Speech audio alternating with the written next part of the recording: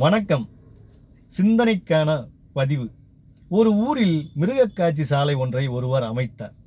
அதை பார்வையிடுவதற்கு 200 ரூபாய் என்ற கட்டணத்தை நிர்ணயித்தார்.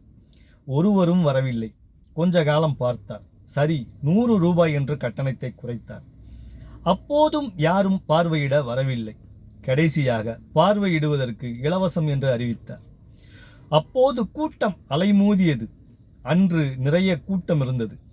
மிருகக்காட்சியின் சாலையின் வாயில் கதவை மூடிவிட்டு சிங்கத்தின் கூண்டின் கதவை திறந்து விட்டார். உள்ளே இருந்த மக்களுக்கு பயம். கேட்டை நோக்கி ஓடி வந்தனர். அப்போது அங்கு எழுதப்பட்டிருந்தது, வெளியே செல்வதற்கு 300 ரூபாய் கட்டணம் என்று. மக்கள் உயிர் பயத்தில் 300 ரூபாயை செலுத்திவிட்டு தான் வெளியேறினர். இது எதற்காக சொல்லப்பட்டது என்றால், இலவசம் என்றாலே மக்கள் நன்கு உணர வேண்டும், ஆபத்துத்தான் என்று. நன்றி.